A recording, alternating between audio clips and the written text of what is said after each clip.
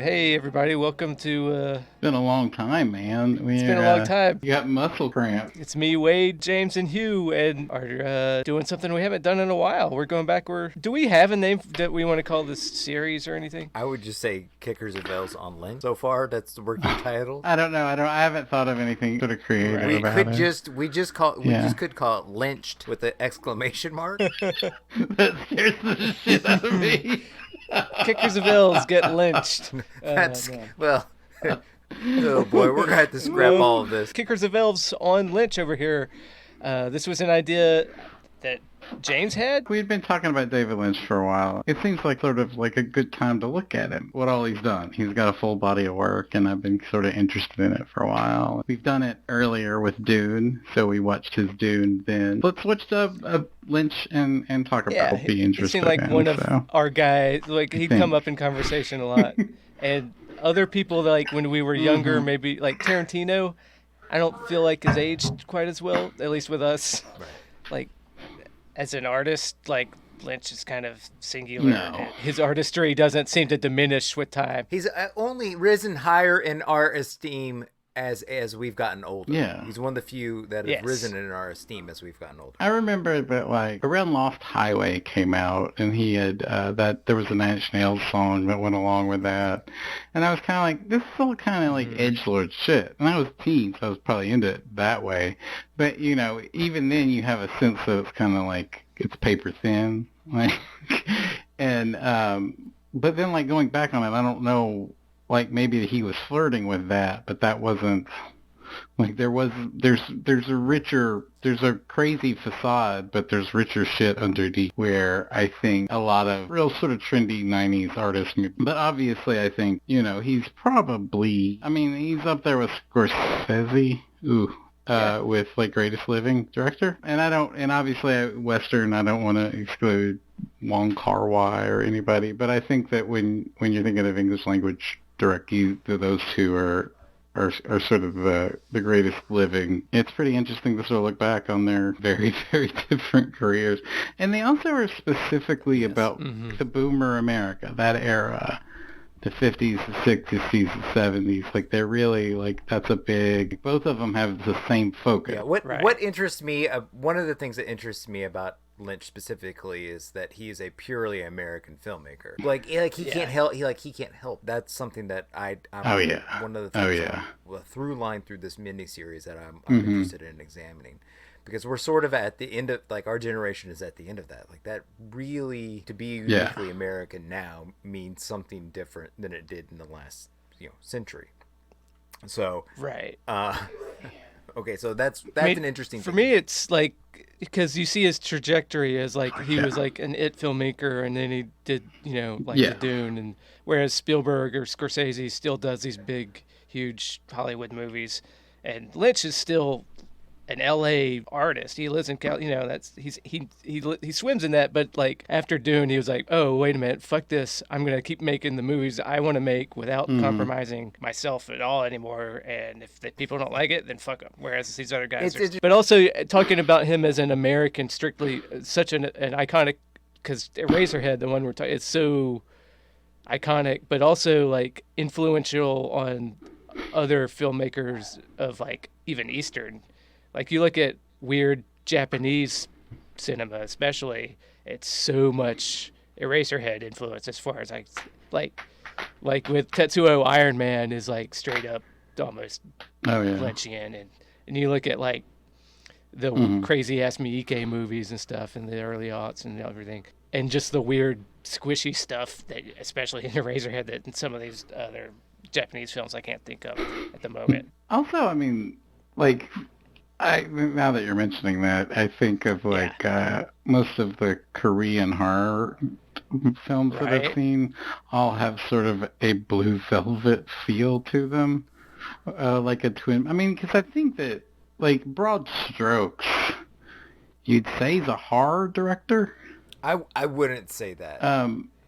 I would say that. I mean, I know that that's very reductive, but like I think that we talked about the Art Life. And remember that part, and for our audience out there, The Art Life is a documentary made in 2015. It's now streaming on the Criterion channel. It's got 3 directors, but all it is David Lynch talking into a microphone and some like it's in some like shots of him saying exactly what he wants to say and representing himself exactly how he wants to be represented. It doesn't seem to be framed in any sort of special way. It's just like sort of him unfiltered for 2 hours or whatever. But at one point, he starts off as a visual. The premise is it chronicles his literal life as an artist, where starting from boyhood on, he was a visual artist. He started off as a visual artist, a painter, and then he had that epiphany that one day about making a painting that moves with sound, and and he didn't realize. It's almost like he didn't realize he was talking about a different medium, and I still feel as though that's what he is.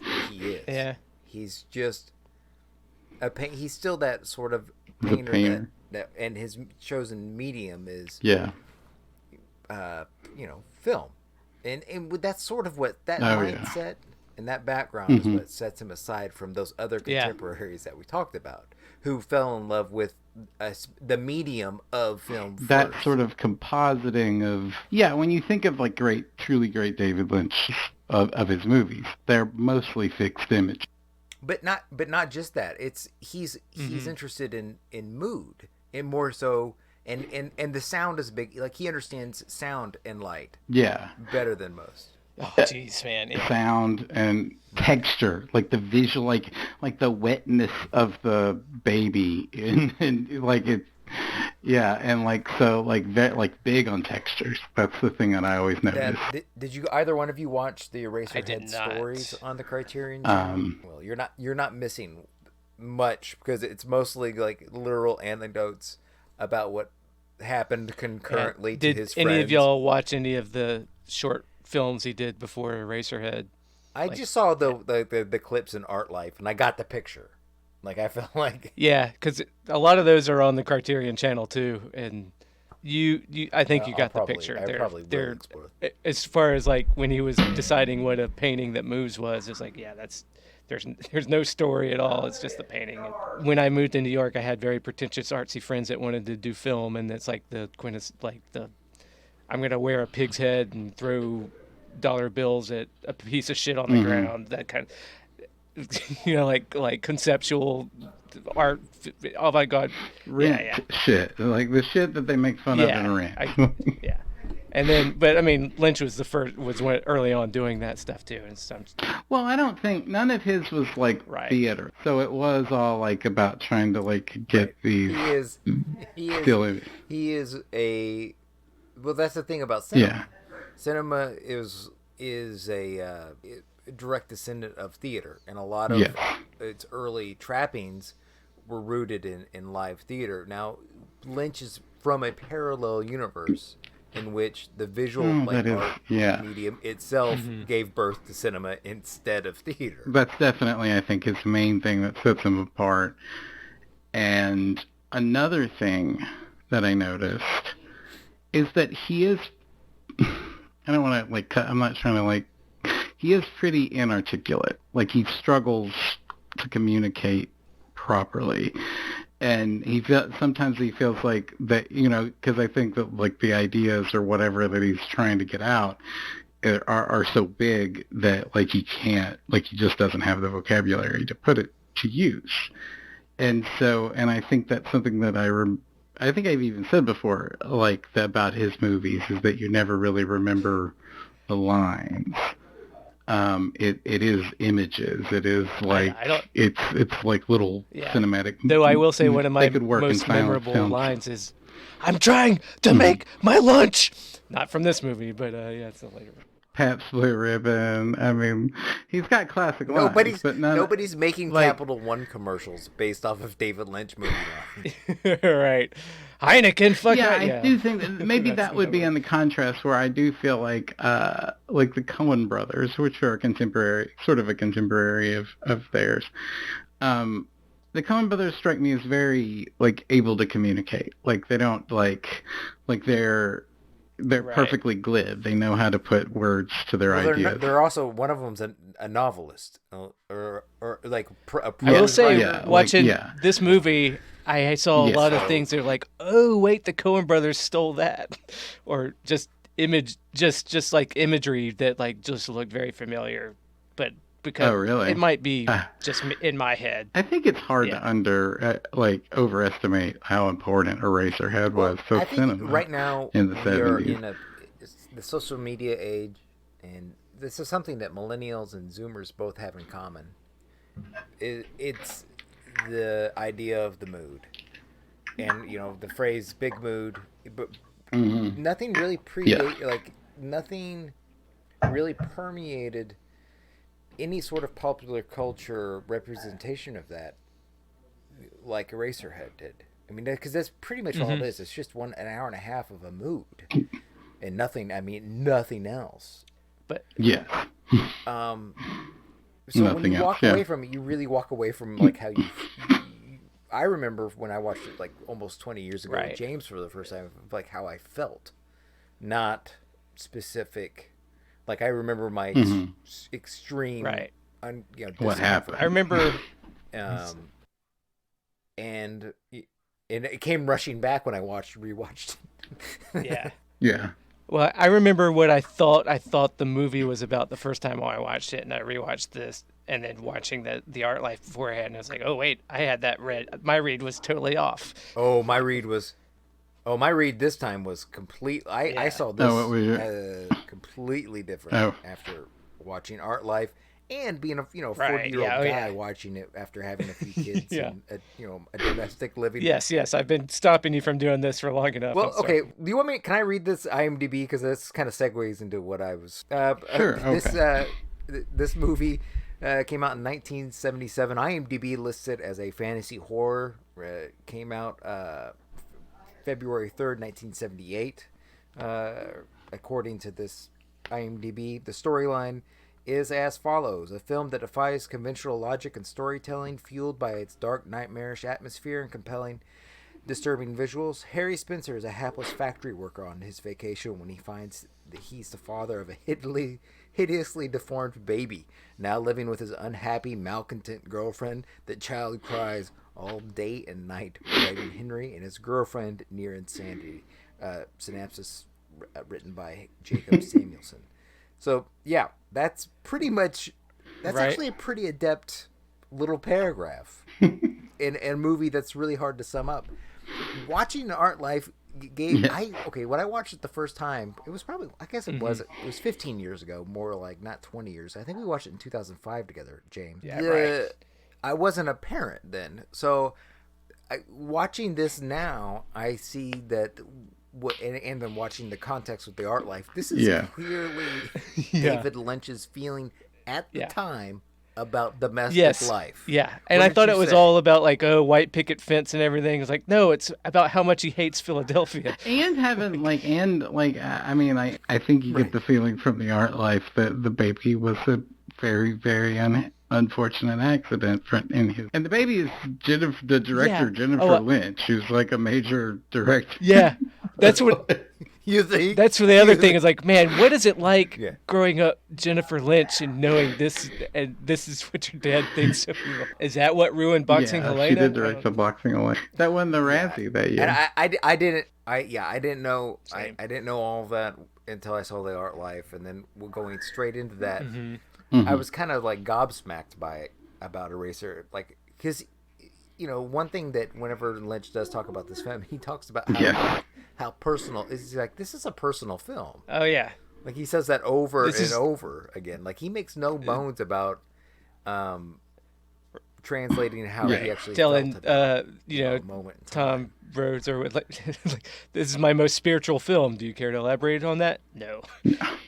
It is obviously pretty ugly in all contexts, and I think that that's a sort of like I almost wanted to say this is kind of an incel movie. Like, it is the ugliest form of David Lynch. Like, and I think that you get it out of the way early. It's kind of, because you know who I think of most when I was watching the Art Life and then watching the context of this is I was thinking of R. Crumb, a guy pretty much the same age, visual artist, growing up in the suburbs. They fall into art school and the counterculture. You know, we think of R. Crumb as pretty gross and problematic, but we don't seem to think that, like, it seems like David Lynch is trying to purge it. Like, I think that... Let me pose this question to you. Is he a misogynist? Do you think that, like, I know, like, is he... I think he was being a misogynist. I think he was dealing with misogynist feeling. That's kind of what I wanted to unpack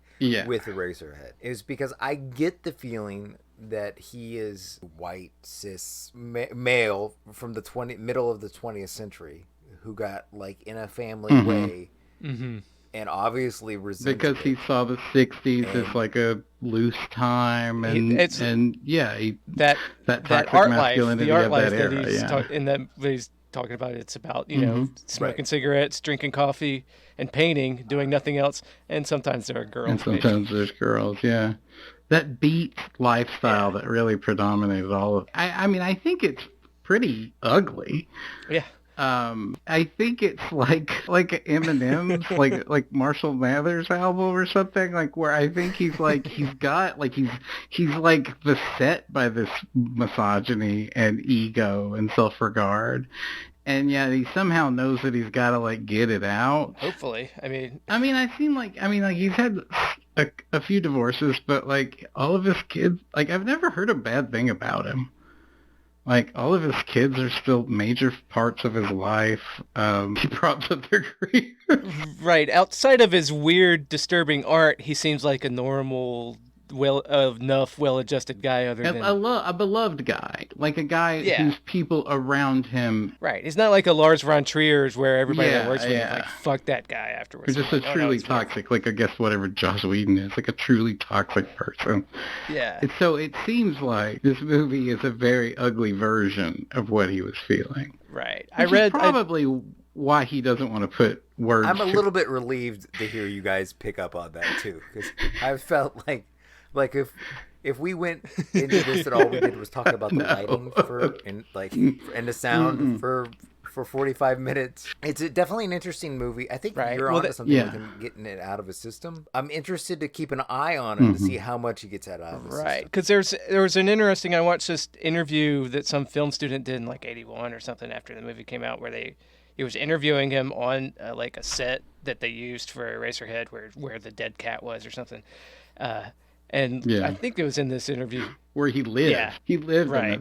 Yeah. Well, what does that do to a guy? But he was talking about like how Eraserhead was a movie he made just for himself, and it's like, oh, I just made Eraserhead, and maybe like now that I got Eraserhead done, I'd like to make movies for other people too, and see what I'd do. You know, it's probably before he made The Elephant Man. And Mel Brooks came to him and said, "Do you want to make a lot of money?" And he said, "I sure do." Yeah, I'd like to make movies for other people. Yeah. Well, he sold the rights. He sold the rights to Eraserhead to go on the midnight movie circuit, but when he was painting houses, and he like signed the contract on his lunch break in like a drugstore in L.A. Like, and he was like covered in paint splattered overalls when he signed the contract. So he was a working guy. There was no... That's what I was going to say. If the origins, like, we all, you listen, you watch something like The Art Life and it tells you the origin story of an artist or whatever, they all kind of blur the same. But if you do the timeline, you're like, oh shit, this was a long time. Between him moving to Philadelphia and Eraserhead being mass released, it was like 11, 12 years. 11 or 12 years? You're right, yeah.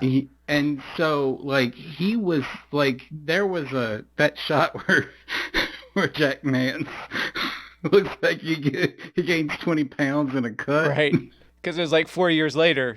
It was yeah. It was like well, it was like yeah. It was like a year and a half or so later. But yeah, like the year and a He half spent later 4 years making the movie, right? 4 years. Man. While at the AFI. Yeah. Well, I guess that was a college back then. I think it's a mall now, actually. I like literally. I think that the mansion he lived in the stables because everybody wanted, and then he lived there for 4 years and made it all the sets. Terrence Malick was living with, and so they were friends there until the last-ditch effort to get it made had Terrence Malick pitching people that paid for his first move, Days of Heaven, and them rejecting financing Eraserhead, and they met there at that. Yeah, it's an interesting thing to start. It's an interesting to start off with. One of the things that I sort of noticed is because it's on my mind lately is just that I'm sort of looking at the sort of the material shape of society and sort of the cultural, or almost this sort of spiritual mood of a society. And one of the things I was noticing on is that David Lynch very much is on the spiritual mood side of it. And I feel like he gets, like, so he's obviously he's a boomer, white, cis man making movies almost in that box. Like, he doesn't try to make, like, a gritty urban movie or anything like that. He kind of stays in that box where he's comfortable and where he's not going to fuck up everything. Not that he doesn't get things wrong, but so that's his focus. But in that focus, like, he does seem to be very much on sort of the cultural mood. And I think it's interesting, sort of like that he never really represents the material, class, like that. All of the because the way he talks about the time in Philadelphia was, about like these images that he saw, like in the violence and the ugliness and the sort of horrific images. Like he doesn't obviously doesn't reflect on their material sort of conditions that brought that to be there. That's not his focus. Like, I don't think he sees that. You're talking like larger context? Yes. Yeah. I don't think he sees I think he gets it on an intellectual level, but that's not what he wants to do. That's not the lens in which he sees. He sees a bunch of miserable, angry people, and he tries to catch that mood, but he's not wondering why they're miserable and angry. He's just like, oh, this place sucks. Just to kind of expound on what Lynch was doing and seeing in 1968, 69 in Philadelphia, and bring it to a little bit of context of what's going on now. He, there was right, because he was fascinated with factories and factory life, just like they're gone, the abandonment of them. And it feels like we're going through that with another notch. Because my town, my very small town, my factory, the factories we have are fine, but all of our storefront and office space has been empty for years now. Like, we have shopping centers that are from large box stores that are just empty for years to small, shopping centers that could have been a baseball card trading card place 20 years ago. It's just empty now. All the places that could have that killed Main Street are now themselves dead. So now you have those places dead and a dead Main Street. So what else have you got left? So all the stuff that he's talking about and how the people look in an urban area has now come. It's kind of like industrial decay is a big thing. Right, but that sort of blight and bleakness that made such an impact is in areas that never had it before. Now, like my town and Jackson and and he represents that I feel like one of the ways he represents that, I guess I should say, is texturally. His surfaces all look like urban brick walls and cement and broken down things, and he's fascinated with puddles. Right. I mean, even the Man in the Planet. Oh yeah. That's how he's credited in the film. Yeah. The guy pulling the levers at the beginning. And he does that all throughout. The imagery that he uses in those dream sequences. Kind of texture. Whatever that kind of, I guess it's the planet that opens the film and then also cracks open at the end. Kind of just disgusting kind of texture on it. Is like it's all texture. And he goes back to that a lot in Twin Peaks too, especially the third season. Now, one of the things, you're right, that new decay would look more like, I got that feeling from True Detective when they would drive through those like that boarded up like strip malls that have no reason to exist anymore, and that sort of new rural, like that new, like the ex-urban decay or whatever. That's that, like the new David Lynch will deal in those kinds of textures. Shopping windows that are that dusty and empty. Like I feel like Dead Malls compilation videos. I don't know if those are pretty. I've been a fan of those for years. All this has been on that aesthetic. All that stuff has been on my radar, and zombie retail. Yes, it's interesting to make that connect that dot between those two things. The David Lynch of the Zoomer David Lynch would be attracted to those textures, I think, because that's the image of his decay. It really is such a bold statement of a first movie, and I also feel like it was one of those things that like you probably had to be there, because like Kubrick was obsessed with it. Yeah, he made the cast of The Shining watch it. That's the thing, is that this was a movie that people made other people watch. David Lynch showed this movie to the cast of Dune and the crew of Dune. He made, and apparently they were mostly Spanish speakers because it was filmed. Part of it was filmed in Mexico. Yes, in Mexico, yeah. And he wasn't quite sure what they thought of it because I guess there was a language barrier. So he just, but it's one of those things that makes a deep impression on the viewer in a way that the story is completely secondary. So much so that you get the impression that the story goes out the window. At what point does it go off the rails? Is it the hot tub? The bed hot tub? Yeah. I think that you could, if you were going to tell somebody what happened in this movie, you have a beginning, meets parents, blah, blah, blah. Then he has a conflict, right? That changes his world, right? And then, so you have like, there's almost a structure for a while. And then, well, how do you explain, what is the opening hard. With the planet and then the guy pulling those gears? That's all.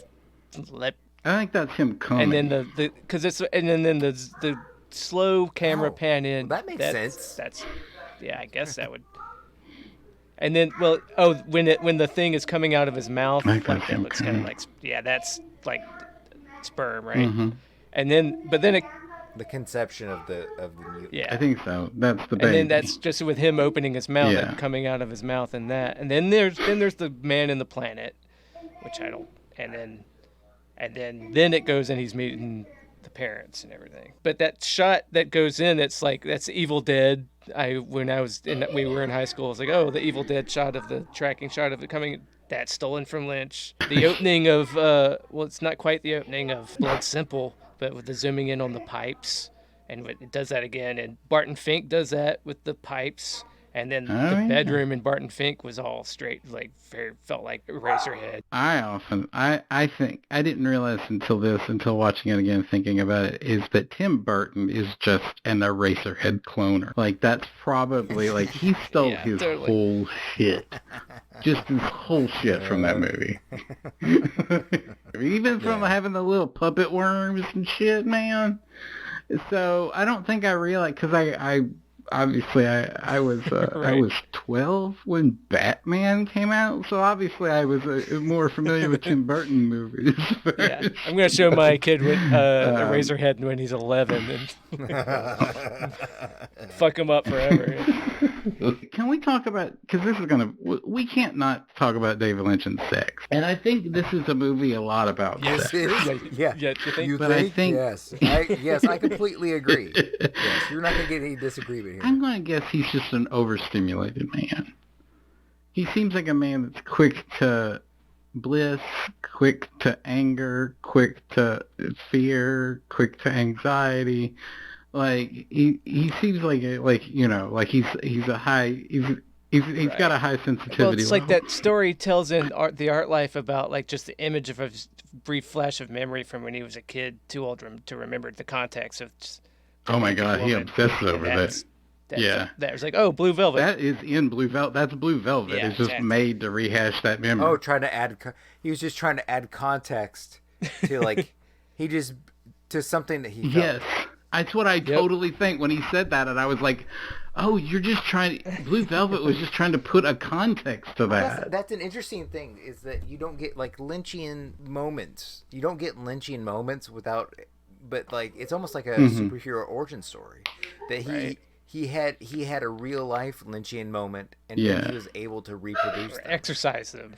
Yeah, I think the exercise is a good word. Like, I think he wants to get them out. I feel that way, like about stuff. Like everything I make, I try to escape myself, but it's impossible to a certain degree. Like, you're in there whether you like it or not, just by virtue of being the person who made and he leans into that. Like, I think that maybe that's like strength, power, is that oversensitive. That strength he has is that oversensitivity and so he but the technique to it is that he knows how to technically, and those two things of being that kind of raw creative while also not being like a flighty, self-destructive piece of shit, like that's the Lynch method. Like, that was, I feel like maybe that's like what he did. I don't know, I'm leery of overpraising white boomers. I get it.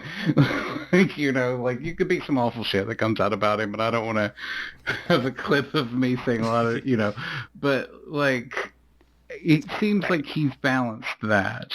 Like, he's kept his life together and grown in technique and has delivered. I don't think he grosses everybody out with it. Like he's found a way not to be gross about it, but never really stopped talking about it. Another superpower.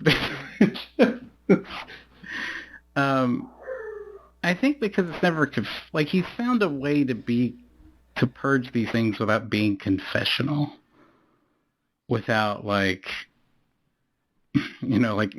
turning everything into a Spalding Gray monologue. Conscious to not do or anything stand that up.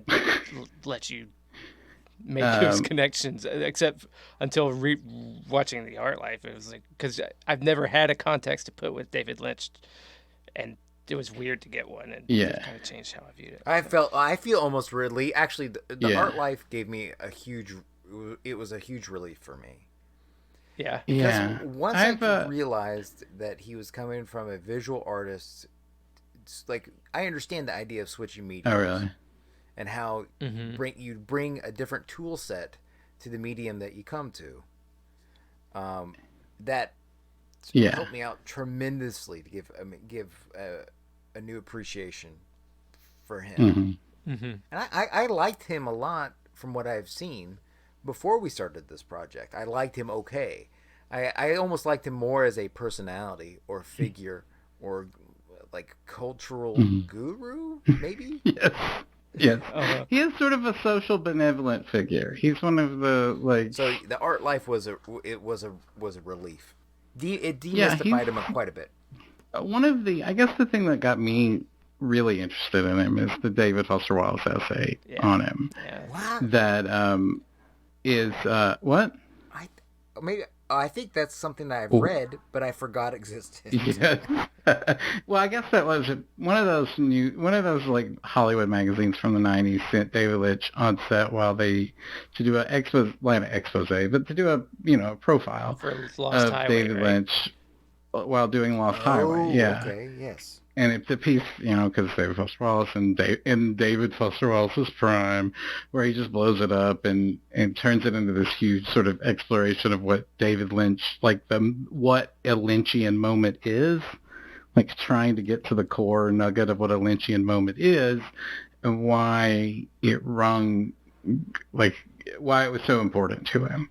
And he talks about how watching Blue Velvet was this, because I think he'd had a book published or was about to be published, but when he talks about this, his first book, but like that it's like empty MFA, like to do, like shitty modernist writing, postmodernist writing, and then watching Blue Velvet and realizing that, oh, this is a guy that understands irony and contrast and all of these things, but like has something to say underneath it, and is trying to express a thing, an honest emotion about something, like a fear or a dread about society. Like that was David Foster Wallace said that was the reflecting point back on him. Like that was like a light bulb went off, and I guess that's one of the things where he started writing into the chest. Is it in Consider the Lobster? So,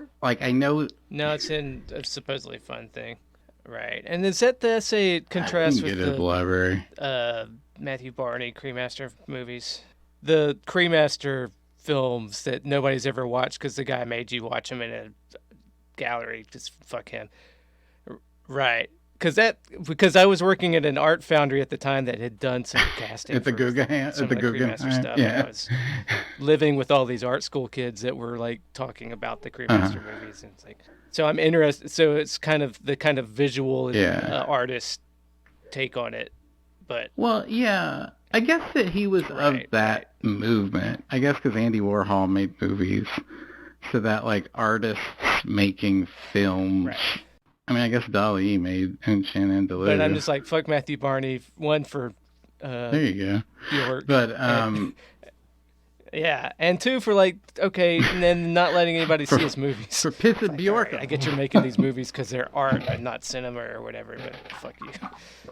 And he made 3 Cremaster movies that are like 4 hours long a piece. He's probably a court jester for whoever Billions is based on.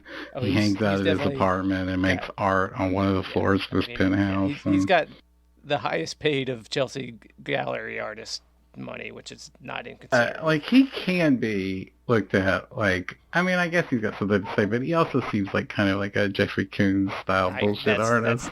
That's kind of what I think. One of the great American Rasputin. Like, but I don't know. Maybe like I mean I know like I don't know artists. I can't really say without art is and especially the artisan culture in the 20th century. Is that I guess that still exists. Is New York still full of artists that actually make money? I'm not sure. I'm out of that world. I haven't talked to the guy I worked with. He did one last job and he got out, James. Yeah, I did. Yeah. I've been meaning to, because a friend of mine that's an art handler actually did a thing. This is total tangent for the guy I did the nude modeling for that sold like 2 pieces of me for like $80,000. I need to actually call him back. He was like, "Oh yeah, wait to give me a call." We need you for one last job. Yeah, it's like I want my money. Yeah, you want to see my fat Nobody naked ass does nude like you, man. We need you for this job. One last time, but we're all out. Little Gino. Everybody gets to do their old man stories, and like you'll just be like, this will be like your Rambo or your Terminator, old man Terminator. Oh man. That was the school teacher. The baby's mom is the school teacher from Little House on the Prairie. Yeah. The pencil sharpener, the guy who sharpened the pencil was Bill's dad Ted's dad from Bill and Ted. Oh, right. I knew I recognized that guy. That's him. Yeah. Yeah. And obviously Jack Nance is, I don't know if you guys haven't watched Twin Peaks, but he's in Twin Peaks. Is he in anything else? Well, we'll get... Is he, did anybody besides Twin Peaks? I don't know. Besides Lynch give Jack Nance work? Maybe Jennifer Lynch gave him work. I don't know. I mean, I know he died. I think he was like a world-class weirdo. He's in, who's he in?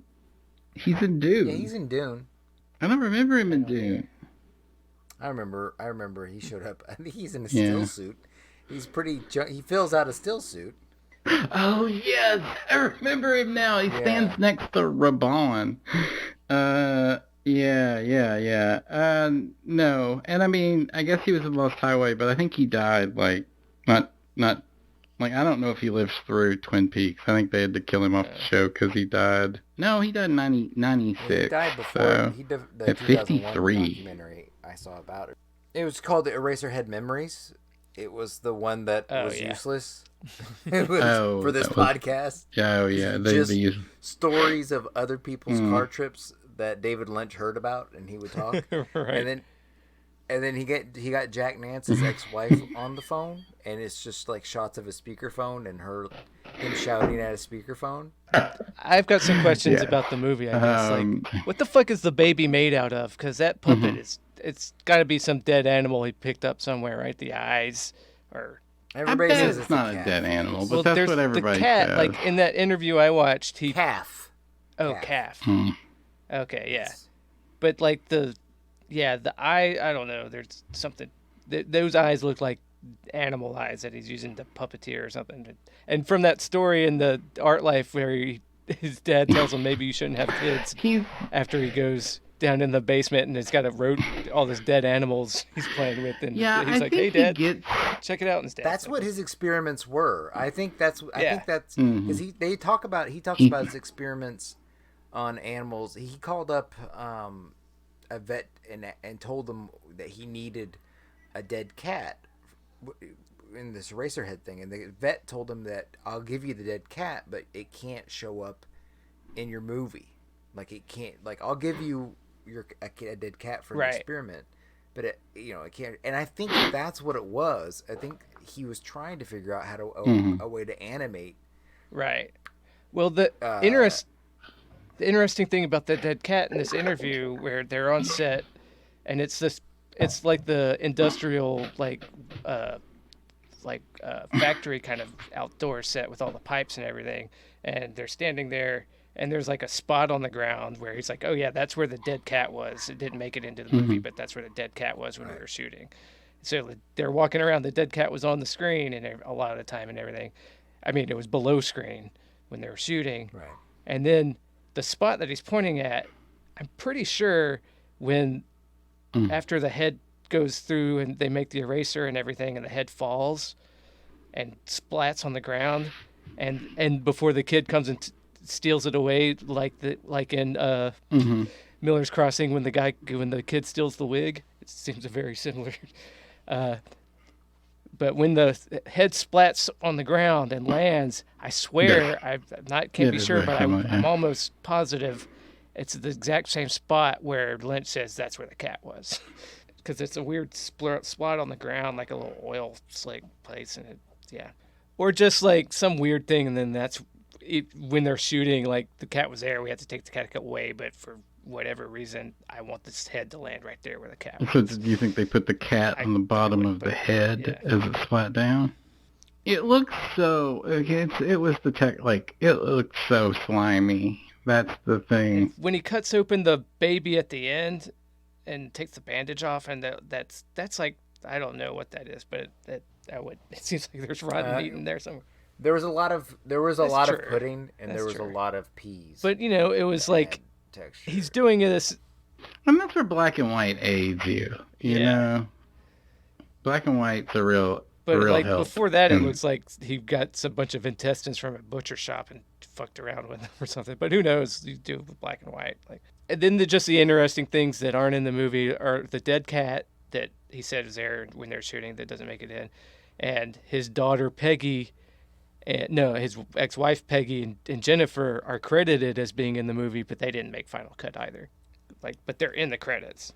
He showed a movie that was 20 minutes longer when it premiered, and then he cut 20 minutes out of it before it showed. I don't know, whatever film festival it showed in where it broke. Yeah, like a little girl and woman digging in a ditch was Peggy and his daughter. But they were already divorced, at least by the end of the movie. I think this was about some of the reasons why they got divorced. You think? Yeah. You think?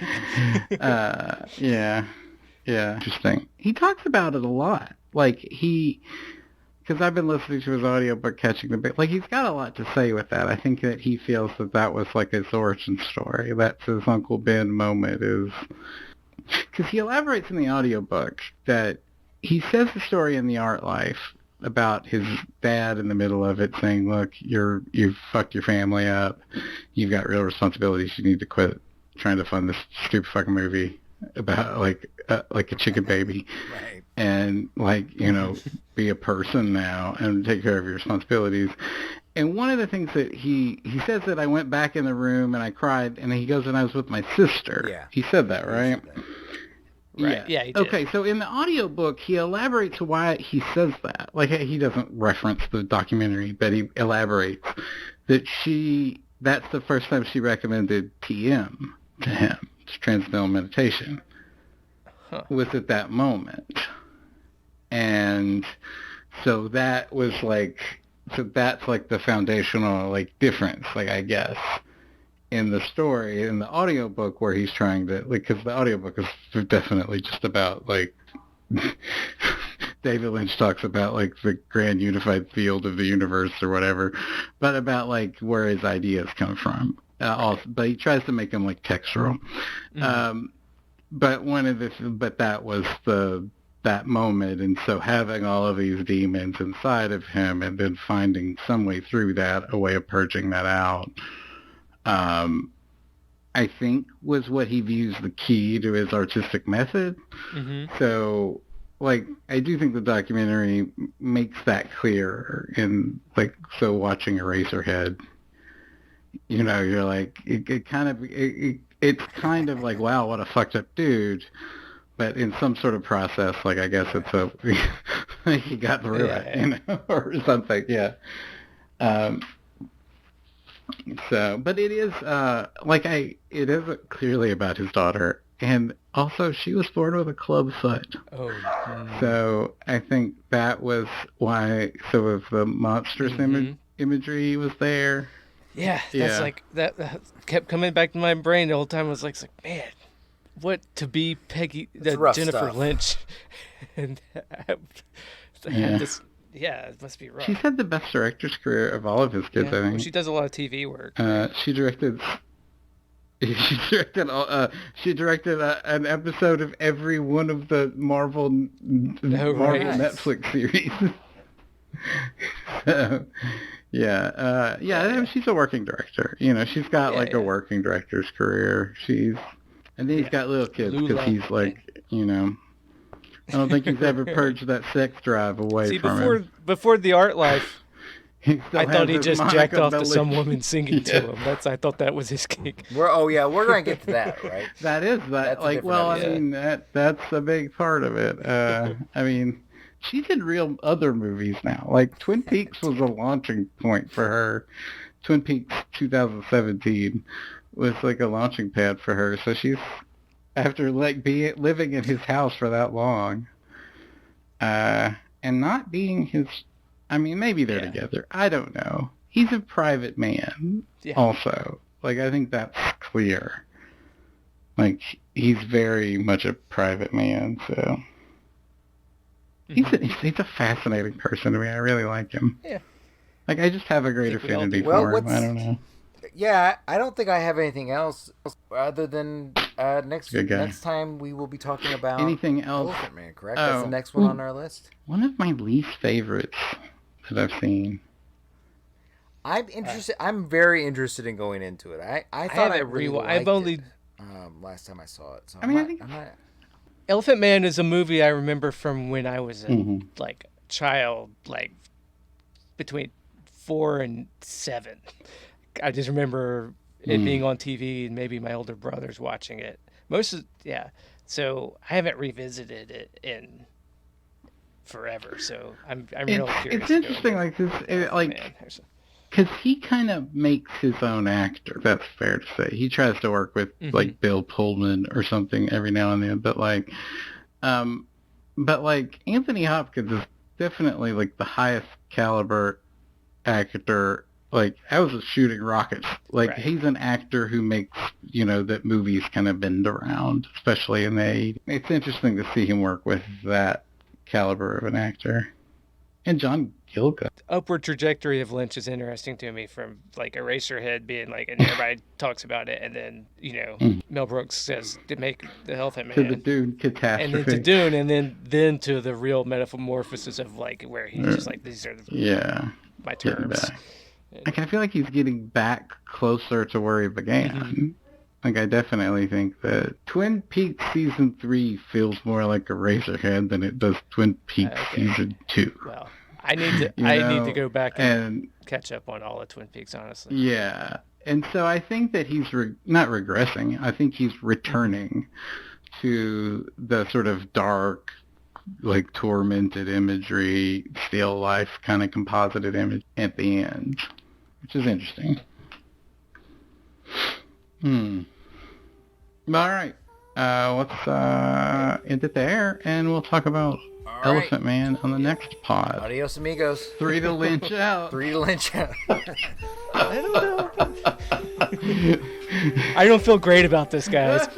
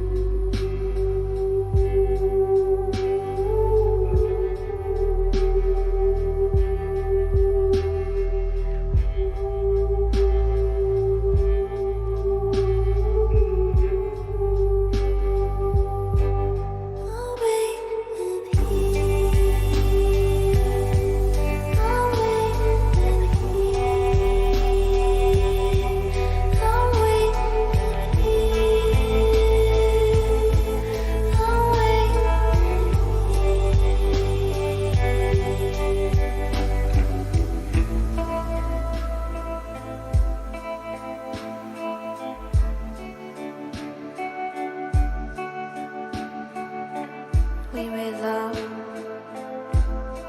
under a dark moon. I burned a lot of bridges. Some castles were made of sand. Only then